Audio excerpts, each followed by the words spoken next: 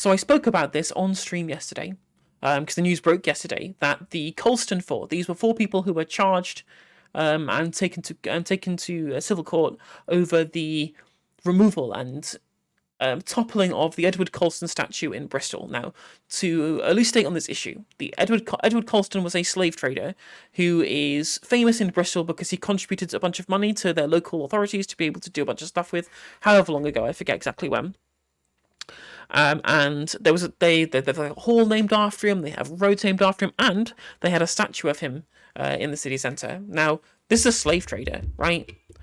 So there's probably a certain group of people who are not particularly happy with having a statue of a known slave trader being venerated, essentially, in public life. Because that's what statues are. They are venerations of individuals for all of their faults. Like, for example, you can have a statue venerating the positive achievements of Winston Churchill whilst forgetting the Bengal famine, etc., etc. But that's beside the point. Now, the Black Lives Matter protests happened last year.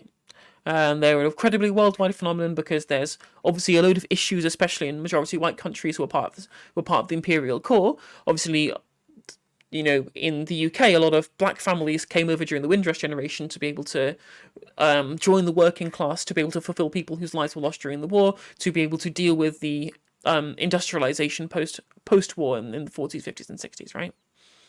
So there's these people who came over, they've obviously had a long-standing history of being an antagonistic relationship with the police force in the UK. So naturally, when Black Lives Matter protests erupted in the United States, they're erupted over here as well. And one thing that happens during protest, obviously you saw a lot of the Confederate general statues in the Deep South being attacked by people during the BLM demonstrations, because symbolism is incredibly powerful. And one way of using your movement to using a symbol in your movement to be able to show a change in the direction of society that you want to see is by using symbolism for dramatic effects. So, for example, there were statues torn down of Vladimir Lenin in Ukraine because as a repudiation of Russian and Soviet control over that area and the things that happened especially during Stalinism and the Stalin era of the USSR. That was taken down, and that was a symbolic gesture to be able to mark the end of that. So in context, that's what's happened when during the protests in BLM in Bristol, this was taken down. This statue was pulled down. It was stamped on just like plenty of other different statues have done over time. And then end up getting dumped into the harbour, which is kind of funny. So, because this is technically, you could construe it as being criminal damage, even though there were plenty of petitions to get this thing taken down. There's plenty of all that kind of stuff. They tried to get the council to remove the statue, and it never did. So when a protest erupted, it was natural that it ended up getting attacked and taken down, whatever, etc. These people got taken to court for the criminal damage that they did inflict on something that's essentially owned by the council, right? And it's just come back yesterday that they've been acquitted of all charges, which is interesting. Maybe under the letter of the law, maybe under the law as it is written, this is something that they should get convicted of. Maybe, again, I'm not some kind of legal expert. But what I do believe in is a utilitarian morality. I do believe in making normative positions over what is good and what is not. And I do not think that the veneration of a slave trader in the UK, considering the multicultural roots of this country in 2021, is something that should be tolerated. That's all. Right? I don't think it's something that's not good. It doesn't give us anything. Everyone's like, oh well, we'll forget history. And I'm like, well, first of all, the statue's now in a museum where it's going to be commemorated forever, not only for the history of slavery, but also the history of the civil rights struggle of black people throughout the Western world. So it's not going to get forgotten in time. And also, I think a lot of people who disagree with what happened forget the idea that something being in the public arena, in the public square, is tacit veneration. And do we want our public squares to tacitly venerate slave traders in this year of our Lord, 2021? I don't think so. I think so. I think that it should be removed, and I think that the symbolic nature of its removal during the demonstrations certainly puts forward the level of tension and the level of issue that have been these issues that have been raised by the Black Lives Matter movement in the UK. So I would make that normative claim that it being taken down is overall a good thing. Maybe it's legal, maybe it's not. I don't care whether it's legal or not. My main issue is whether it's good that it was taken down or not. Whether there is any kind of utilitarian justification for doing so. And I absolutely believe that there was. And I think that, for example, the toppling of the Saddam Hussein statue in Iraq it's similar as well, similar to the Lenin statue in Ukraine, right? I'm a Lenin, not a fangirl, but I appreciate a lot of what Lenin's done for leftism. But I understand why that statue was pulled down in Ukraine, and I would absolutely, under no circumstances, would I want to criticize them for doing so. That's their country. They feel they want to be represented by certain, images and certain people and certain a certain vision for the country. And if they don't believe that Lenin is a part of that, then more power to them. I absolutely 100% would agree with that. And having these statues in public arenas is a inherently political statement, which I think which sets a poor precedent for who we decide to put in the public eye. For example, there's a statue of Margaret Thatcher in fucking Grantham. I know that's where she was born, but everybody fucking hates that. Why would you do it? It's almost like you wanted to generate the clicks for the statues being put up by getting people riled up about Thatcher. So, yeah, that's my kind of view on things with regard to whether it was good, what the issues were, whether, what the morality with regards to legality is regarding it, and whether I think it's a good thing overall and whether it's justified. And then also counteract some of the narratives around statues in general, because there's been so much fucking discourse around what statues do and don't mean, and you're erasing history. Yeah, that's why nobody knows who Hitler is, because all the statues of him got taken down. Like, come the fuck on, engage brain, right? Anyway, Darren Grimes, who I've talked about on the show before, the crafty wank himself, is getting outraged by this. He thinks that any kind of criminal damage is never justified due to its illegality. And, how can it be illegal to destroy public property? And I'm like, okay, I can understand that point of view.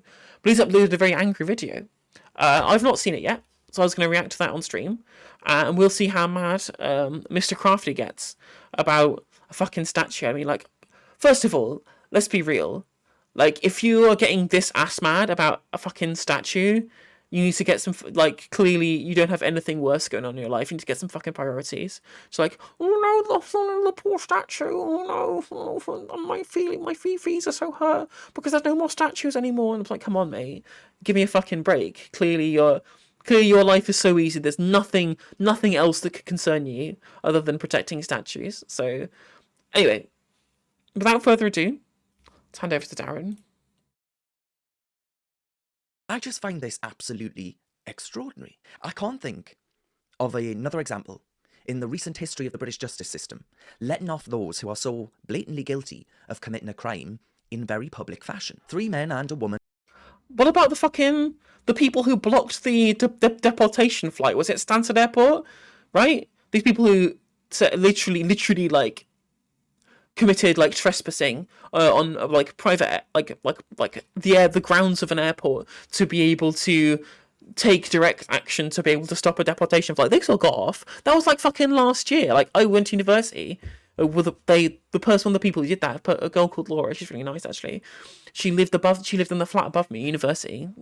Odd fact that, but that was incredibly recent, where somebody who very clearly violated the law was acquitted on some kind of normative grounds that the reason for they're doing so was, a morally just thing to do, which I think is again, I can't tell you the overall ins and outs of the legality of what they didn't do, and what their punishment should be or shouldn't have been if it were convicted. I can't tell you any of that.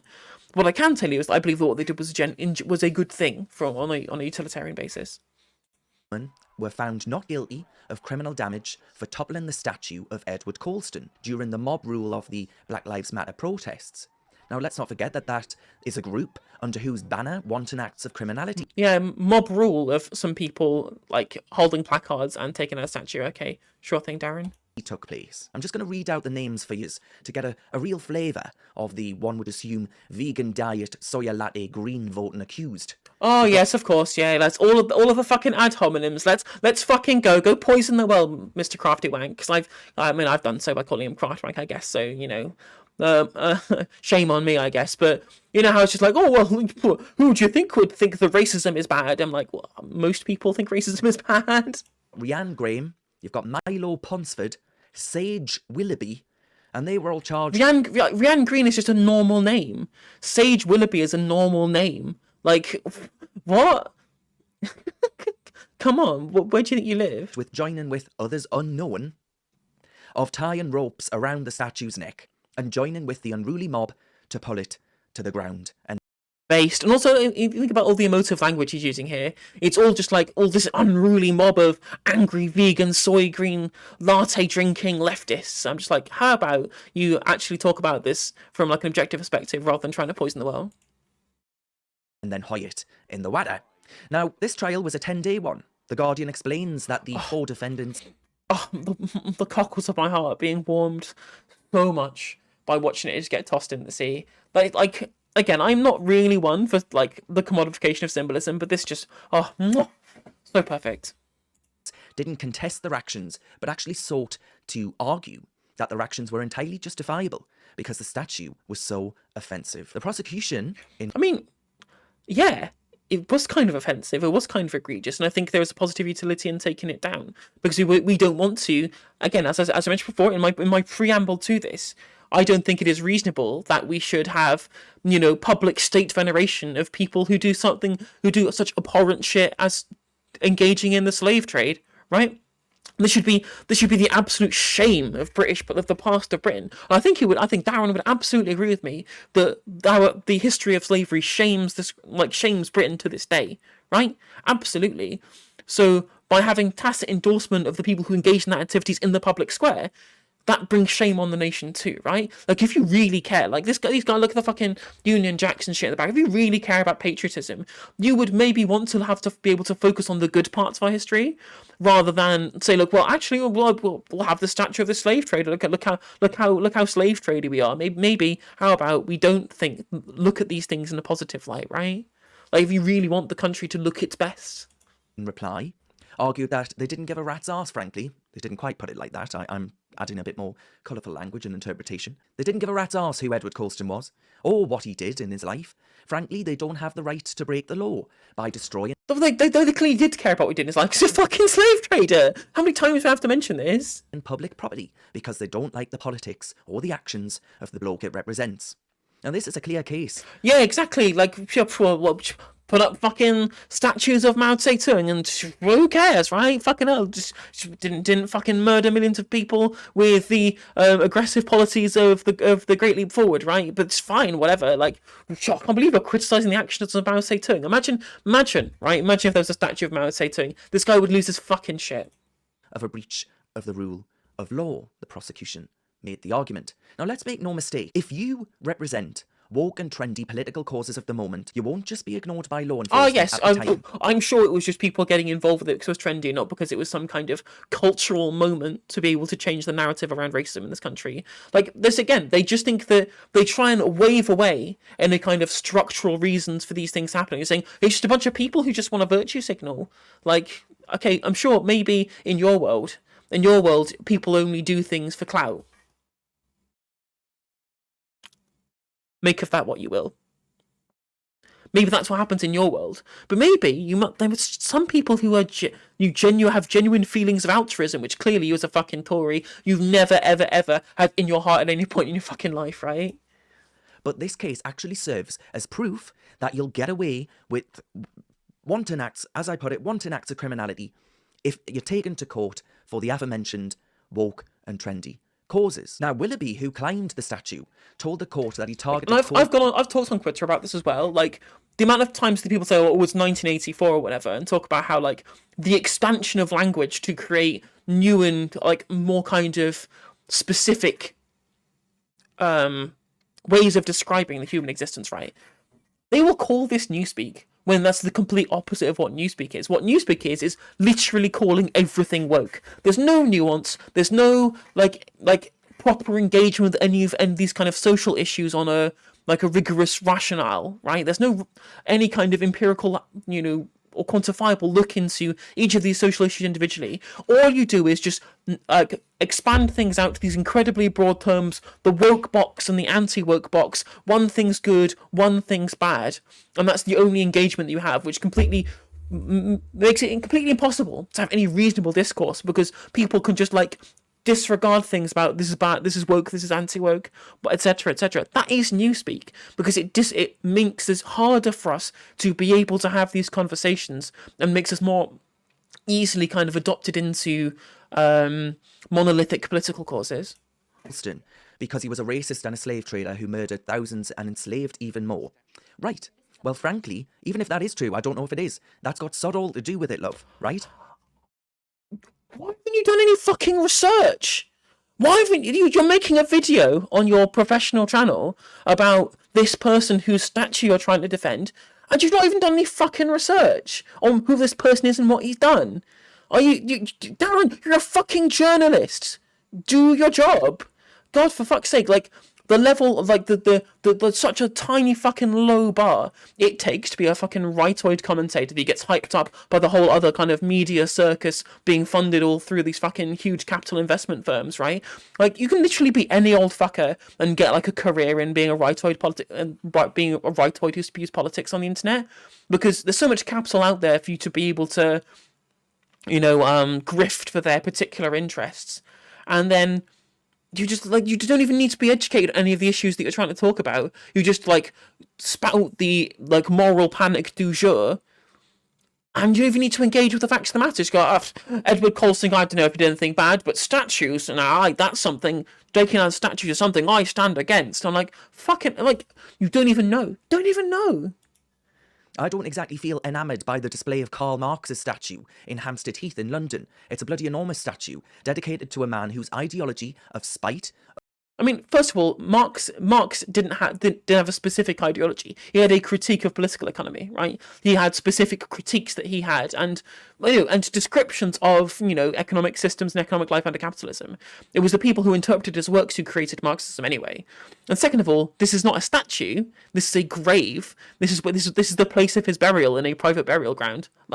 Come on, this is not the veneration of him as a person. This is a monument to him in his place of his death, right? These are two different things. It's not in the public square. It's in a private cemetery, because that's where he's buried, right? Because he spent a lot of time in the fucking UK. Of envy, of class warfare, which has been used... Class warfare, fucking based, although I do agree that people who use Marxism to be able to perpetuate the politics of envy rather than the politics of solidarity, as ContraPoints pointed out very, very neatly in her video, do not understand his works, which is funny how Darren also doesn't understand what he was talking about there either, unlike a lot of the bunch of fucking Wikipedia lefties would otherwise do so. So yeah. I mean, I'm sure he knows. I'm sure Darren knows loads about Marxism. To justify genocide in the name of achieving the perfect communist state, with a little peppering of anti-Semitism as well. Do I now have the right? Marx was fucking Jewish. I think was one of his parents was Jewish, right? I'm not sure whether his mum or his dad, but this guy had Jewish heritage. What the fuck? You see how this has seeped into every single facet of the discourse, but they just try. It's not. There's no actual proper engagement with what anti-Semitism is or isn't. It's never been about about having any kind of emancipation of the Jewish people who've been systemically oppressed by so many nations over the course of time. So many cultural predilections have been anti-Semitic in nature over so much time, and now it's been distilled down to the left bad because anti-Jew or whatever, which, if you really genuinely care about the plight of Jewish people in this world, employing it so cynically to smear people whose political ideology you disagree with is fucking disgusting. It's an absolute travesty. And they weaponize it so fucking freely, and they're so fucking high and mighty about it. Despite the fact that, I'll have you know, people who are on the right, when you actually look at the studies, are actually more likely to display notions of anti-Semitism. But, that's a story for another time. If you look back at my coverage of the AHRC report. There's more about that there, but incredibly frustrating. Like, sure, you can make a reasonable point in saying that there are people who, over time, who subscribed to some kind of Marxist ideology, did engage, like, did lead to. I mean, obviously, you look at the Holodomor in Ukraine. You look at the Great Leap Forward in China. You look at the dystopicide in Cambodia, right? Literally, just like no specific target, just like mass murder on an unprecedented scale in Cambodia. Look at these things that happen. Now, were these things done by Karl Marx? No, they weren't. If you wanted to object, for example, a statue of Stalin or Mao Zedong or Pol Pot, absolutely, 100% agree with you. Take that shit down. But the grave of Karl Marx, who didn't advocate for any of this shit, who just made a critique of capitalism, and then people interpreted it in such a way, the most cited academic of all time. This is such a fucking ridiculous comparison that doesn't even bear thinking about. Like, how many slaves did fucking Karl Marx own? Jesus fucking Christ, Darren. To march upon Hampstead Heath, suitably dressed, latest smartphone in my hand, suitably dressed in the latest vegan-friendly garbs, to attack... Oh, yeah, you say capitalism's bad, let you have an iPhone. He's doing all the fucking tropes here. The statue of Marx because I happen to believe, which I do, and disagree with the despicable politics of that man. I don't believe I do have the right to do that. This is what I'm so genuinely flabbergasted by, and so genuinely concerned about what this case actually stands to suggest.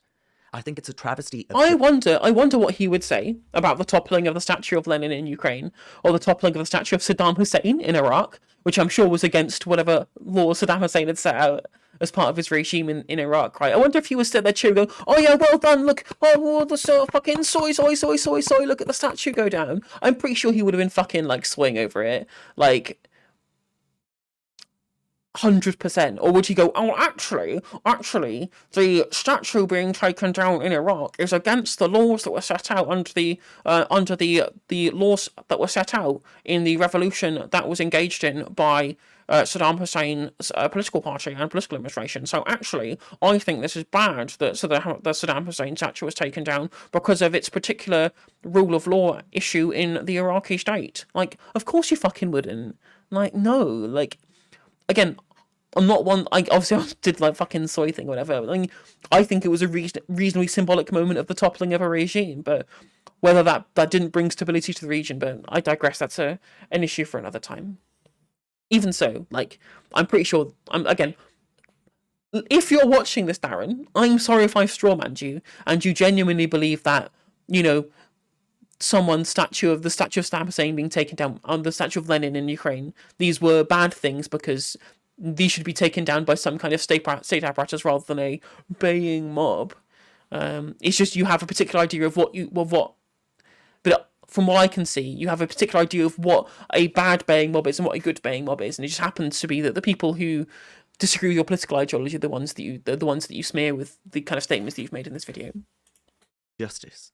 And a frankly shocking state of affairs for the British justice system to find itself in. I can't imagine what the jury was thinking, frankly. Oh. You're getting angry about statues, Darren. You're getting angry about statues. Who gives a shit? Fucking, there are so many more pressing concerns that you could have in the UK right now, like the cost of living crisis, the housing crisis, the way the management of the coronavirus pandemic, all this kind of things you could be talking about, but you're too busy going, oh, well, all the statues and the wokes and the transes and, oh, no, all that kind of stuff, blah, blah, blah, blah, blah, I'm so oppressed. Like, come on, mate.